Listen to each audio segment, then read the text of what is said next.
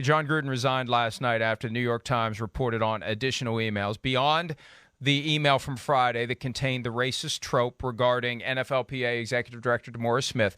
The information that was leaked to the New York Times and published last night, just before the start of the Colts-Ravens Monday night game, includes homophobic, transphobic, misogynistic comments. Targets included Roger Goodell, Michael Sam, Barack Obama, Joe Biden, Caitlyn Jenner, and on and on and on. And the Michael Sam thing was stunning to me because there were some strong statements in there, and we've got the story at PFT, and we've got the links to the New York Times article if you want to go read what he said. But what was the big story of the summer?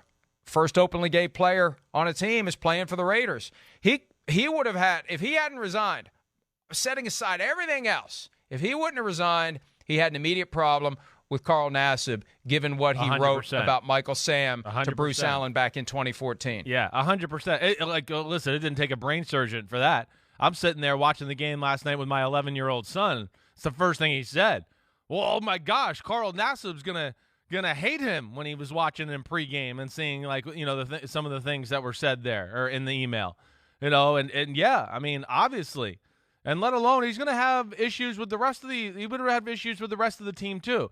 You're crazy to think that with that stuff that came out on Friday, that guys on his own team weren't already looking out of the corner. They're probably already looking out of the corner of the eye because they've seen some crazy stuff like we've mentioned back in Tampa. But, those original comments that were released about DeMaurice Smith, I mean, yeah, those you'd be crazy to think that some of the African American players on the Raiders weren't looking at the corner of their eye at Jon Gruden, going, "What does he really think of me? What is he?" So he definitely was going to have a problem within the organization or the players going forward, and that's why he had to do what he had to do because he would have had mutiny on his hand at some point within the locker room. Randy Moss made the observation last night on the ESPN pregame show that based on his viewing of the Raiders' loss to the Bears on Sunday, he thought maybe some players were distracted. I hear you. By the situation. Right. And I remember the Riley Cooper situation from several years ago where he was caught on video shouting a slur at a Kenny Chesney concert. He was done in Philly until Mike Vick stood up for him. Yeah. And put the fire out. Right. And I don't know who was going to put the fire out for Jon Gruden. That's the problem. And, with Carl Nassib, it's not just what was in the email about Michael Sam. It's that Carl Nassib then would have had to reconcile that with Chris based upon your experience. Carl Nassib would have been thinking, wait a minute, what's going on here? Gruden's told me, hey, I love you. You're my guy. I support you no matter what. Do you have any trouble with anybody? You come let me know. Anybody says anything to you that you think is inappropriate, you let me know because I'm with you. And how do you reconcile this other than to say, it's walking around with, multiple faces that he applies in whatever situation he's in. And he'll say one thing to your face, and once you're out of the room, he'll say something else entirely. And that is not the way to have a long and successful career, although he did. I had the thought earlier, he's the classic jerk high school bully who never gets his comeuppance, and he finally got it at age 58. He went all those years without anybody smacking him down. We've all seen those movies or read those stories where there's a bully who finally gets his, or hers as the case may be, and learns the lesson and changes. And it's amazing. He never got his. He never had anyone put him in a position where he would grow and change and mature until this. No, definitely not. And I listen, I think that's the number one thing I got with text last night was it's a lot of karma related text you get. This is, he's been, like you said, bullying, mistreating people for a long time. And I think a lot of people always thought, this was a long time coming in some shape or form either way. And I think that's what, I think that definitely hit home with a lot of some ex-players and people around the NFL that I was texting with last night. And added to that fact, and to what you said with the growth and, nobody ever challenged him. Listen, I always wondered that. Is there any, best friend in his life that would go, dude, don't do that. Don't say that. You know, we used to have that conversation in Tampa every now and then because he would say things where you just go, you don't say that to another man. Like, I don't know. I had friends in high school and college where if you said certain things to a guy or somebody, they'd go like, dude, that's messed up. You don't say that. If you said that to me and I'm your friend, I'm going to kick your ass, right? Or we're not going to be friends anymore. And you're like, okay, you learn. Yeah, it never seemed like he had that. And then added to that, hey, I heard many a times that he was still the same old Gruden from people on that Raiders staff, that things hadn't really changed. He was the same guy in Tampa. They were hoping he'd be a little bit different, but he was the same personality, intensity, a lot of, crazy comments and everything like that. And ultimately it came back and bit him in the butt for good here. He modified his approach because he knew, as did many others, that Derek Carr would not have been able to deal with the full-blown Jon Gruden experience that you got in Tampa. So I think that led some people to think maybe he had mellowed or softened. Yeah. No, he just knew that he wasn't going to get what he needed out of his quarterback. No, or he wasn't going to survive as a head coach. Right. And you make a great point because we all need someone in our life who serves as our conscience, who can help guide us the right way. And we serve as that way for others too. It's a mutual type of a thing. But what happens all too often is you get 2 or 3 or 4 or more people together, and this desire to kind of one-up each other and impress each other, and I can't believe you said that. I can't believe you did that. I can't believe this. I can't. It's poisonous and it's toxic, and it grows and it grows and it grows because each member of this group, this clique, and it may have just been Jon Gruden and Bruce Allen. There's other names that were mentioned in the New York Times report who were part of these email threads, but it could be that Gruden and Allen were just a horribly toxic combination, and they brought out the worst in each other. We need to surround ourselves with people who bring out the best in us, not the worst, and Gruden and Allen together brought out the worst in each other. And we haven't seen any of Allen's comments, but this is to take us back to the original point. This is why it's time for all the emails to come they out. have to. It's all the emails Bruce Allen fishy. was receiving and sending. There's got to be more there. It can't be that Jon Gruden is the only guy that was doing this.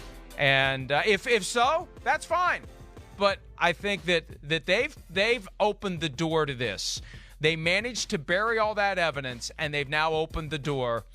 And I think that it would be irresponsible for anyone in the media to look the other way. I think we all need to collectively rise up and say it is time to release all of the information. And I've gotten a ton of emails from readers and viewers who have arrived at that same point. And you know what? If the audience wants it, that's what gets the media to chase it and pursue it. And I think we all need to be demanding and pursuing and expecting that all of those emails will be released. Yeah, I would think so. I mean, that only seems right or fair at this point, certainly.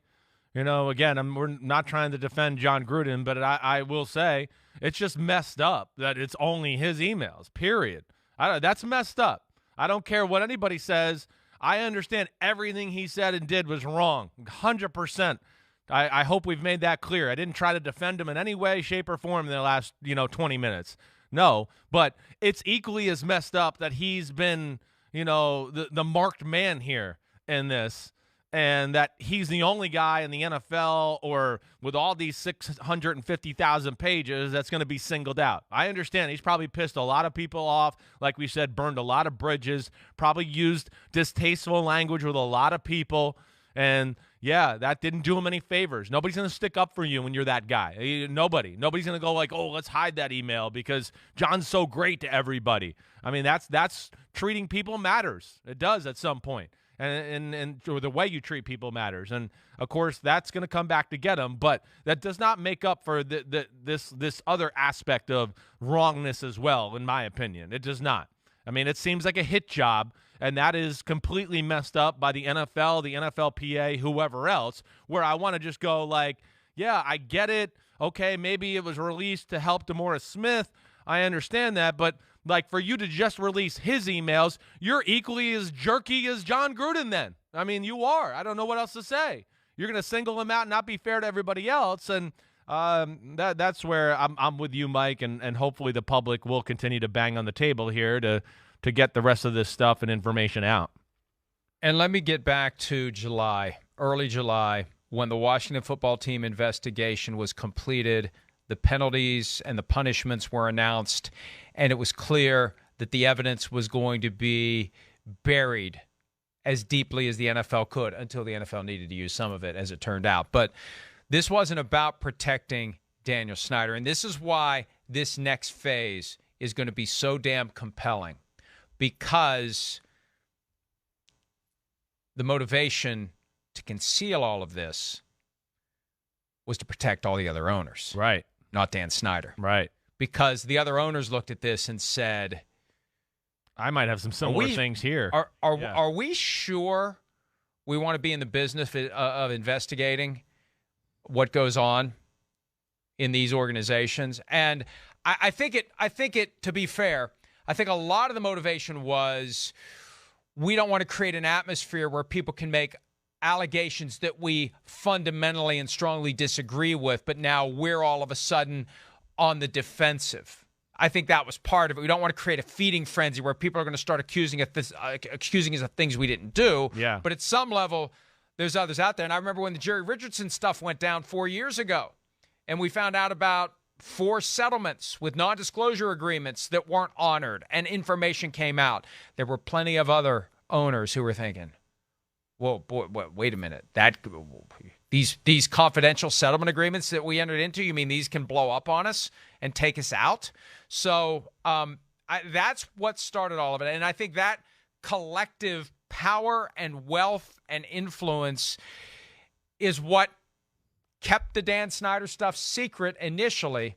The question is that collective will of the NFL to protect everyone who owns a team, anyone and everyone, not anyone specifically, but just in theory, anyone out there who could be in a similar situation. Will that continue to protect Dan Snyder? It could be that next domino, and it's a big-ass domino, that next domino may have to fall, and it could claim Dan Snyder. He could end up being the next one to go if the league figures out, you know what, we can't continue. It is no longer fair and appropriate for us to continue to hide this information after we selectively used some of it to bring down Jon Gruden. Yeah, no, I don't see how they could do that. I mean, yeah, I think they're going to have big issues on their hands if we go down that road where they just try to, like, swipe this under the rug and now go, all right, let's move on with life. Let's move on with the NFL. No way. No way. And, of course, like, hey, there was I guess, shirtless, topless women in some of the emails, of course, not the greatest look for Jon Gruden and company, and of course we've heard some of those allegations dovetails directly and some of that stuff. Right. Exactly. There's overlap there. Right. This isn't just Jon Gruden and Bruce Allen having their little private communication. This is stuff that was pertinent to the heart of the investigation that made its way into these Gruden emails, which makes it even more appropriate 100% to release everything. And I'm not saying I'm not saying be selective. Being selective is what created this mess. Let's be comprehensive. Let's get it all out there, and let's let people in the media, not that I look forward to reading 650,000 emails, because I do not, but especially during football season, for crying out loud. We got enough to do, but we got to be honest to the story, and there's a story out there that is being hidden from us. And the fact that they used part of the hidden story to take down Jon Gruden opens the door and compels them, in my opinion, to put the whole story out. Hi, I'm Mike Tirico, and thanks for watching. Make sure to hit subscribe for the latest news and highlights from NBC Sports.